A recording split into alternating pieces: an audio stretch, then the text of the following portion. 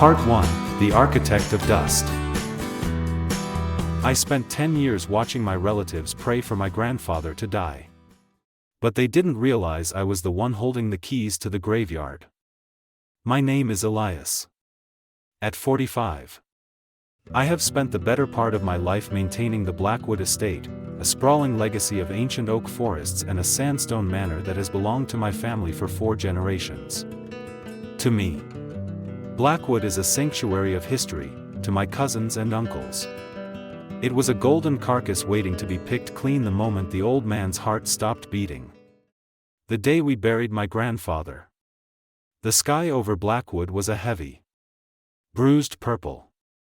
As the first rain hit the mahogany casket, I didn't just feel the weight of grief, I felt the heat of predatory eyes burning into the back of my neck. Elias. Let's be practical, my cousin Julian whispered during the wake, his breath smelling of expensive scotch and desperation. This estate is a liability for a single man.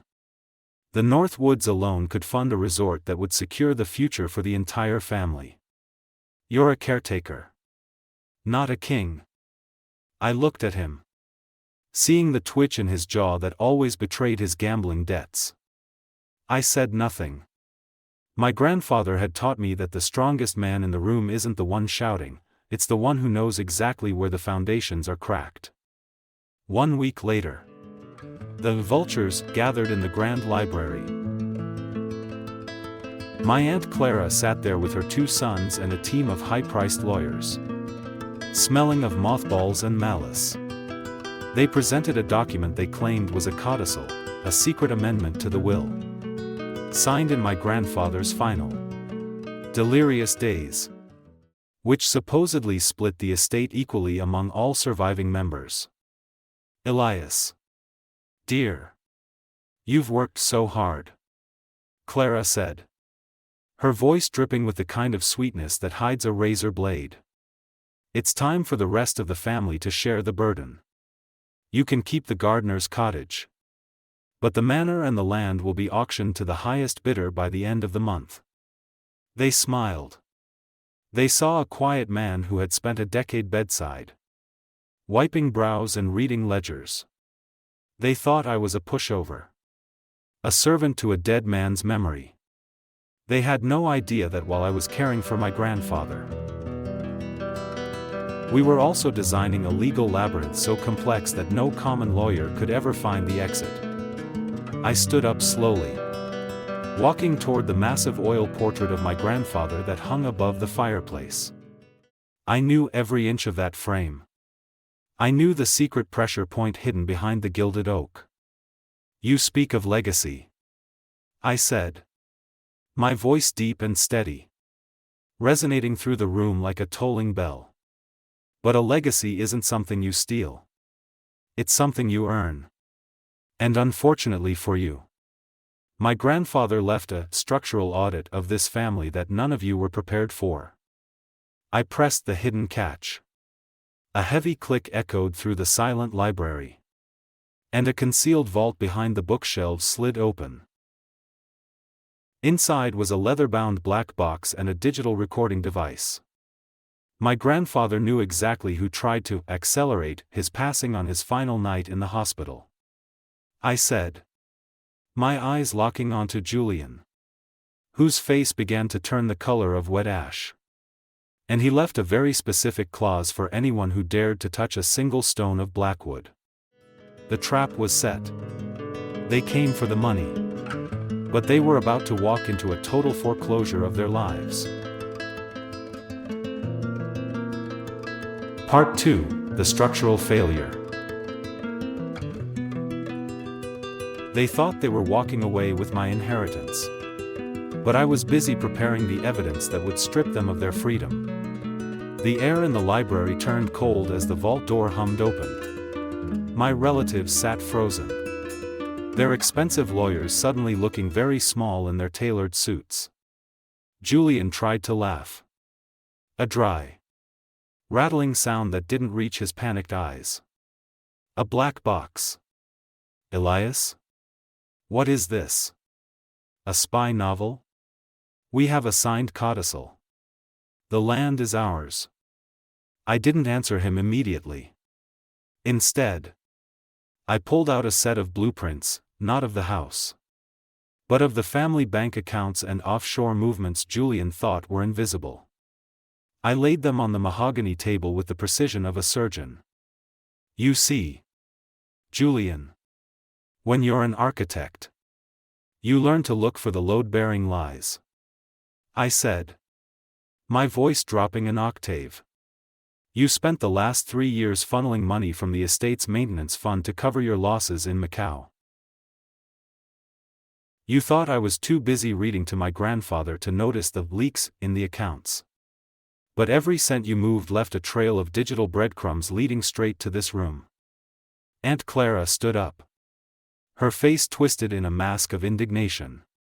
This is an outrage. We are family. How dare you spy on us? I didn't have to spy, Clara, I replied calmly. You were so confident in my grandfather's decline that you spoke freely in his room. You forgot that the medical equipment I installed to keep him comfortable also included a high-fidelity monitoring system. Grandfather heard everything. He heard you discussing which antiques to sell while he was still breathing.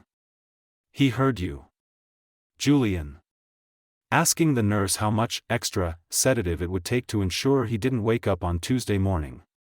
The room went deathly silent. The lawyers exchanged nervous glances. Realizing they were no longer defending a simple inheritance claim, they were sitting in the middle of a criminal conspiracy.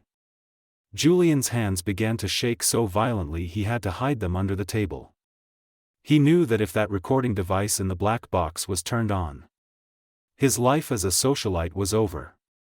This codicil you brought today, I continued, picking up the forged document they had so proudly presented. It's a masterpiece of forgery.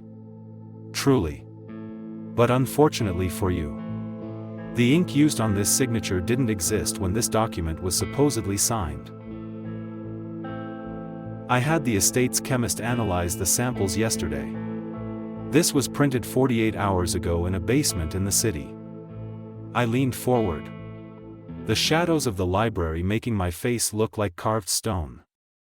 I gave you all a chance to honor the family name. I gave you the chance to walk away with your dignity and the generous stipends my grandfather had originally intended for you. But you chose greed. You chose to try and demolish the foundation of this house while I was still standing in it. I turned on the recording device.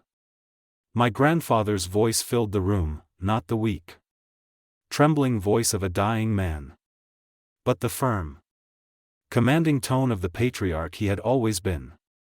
To my grandson Elias, the recording began. I leave the task of the final demolition. If you are hearing this, it means the vultures have circled the carcass. Elias, don't just protect the walls. Burn the bridge they used to get here. I looked at Clara and Julian. The police and the IRS are already at the gates, waiting for my signal. I'm not just the caretaker of Blackwood anymore. I am the liquidator of your reputations. I watched as the reality of their situation finally hit them. They weren't just losing a house, they were losing everything they had ever lied to protect. And the best part? I hadn't even reached the most devastating clause of the will yet. Part 3, The Final Exposure.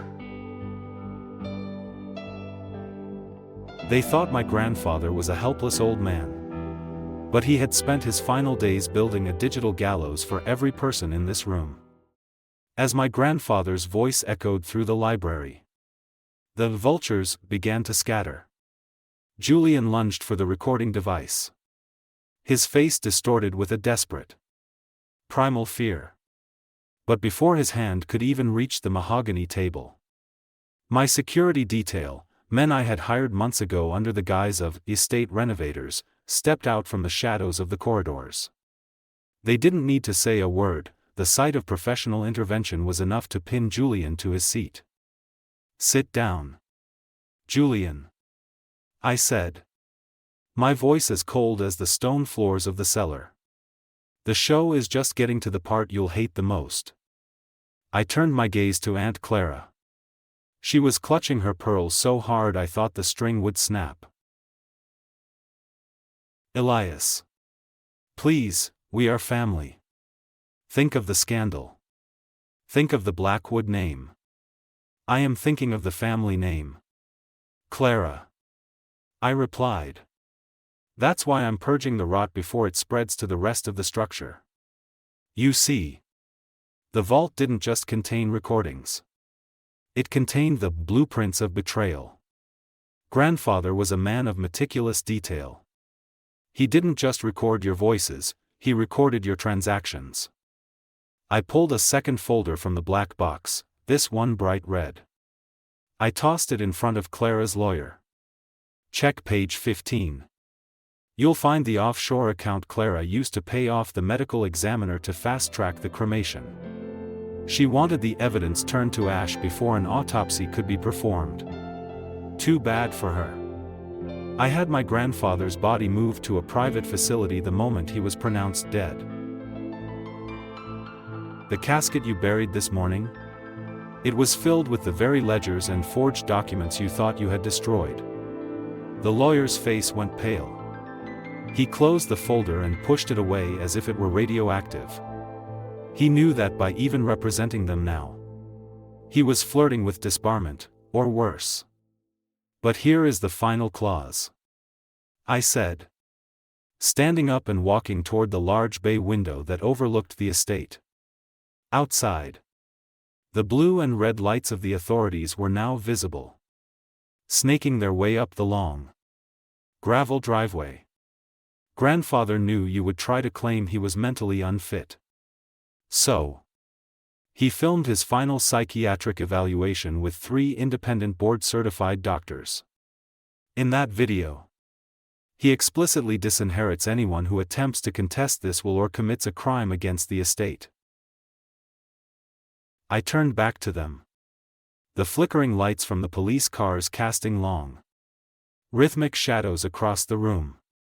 By bringing that forged codicil here today, you didn't just fail to get the money. You triggered the self-destruct clause.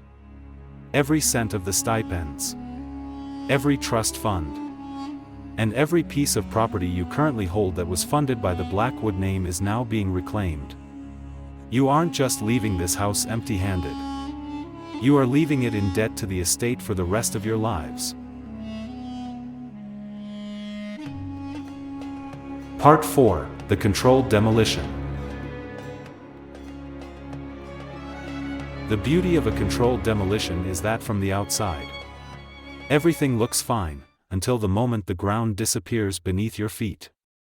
The doors to the library swung open, and the lead investigator from the Financial Crimes Division stepped in, followed by 2 uniformed officers.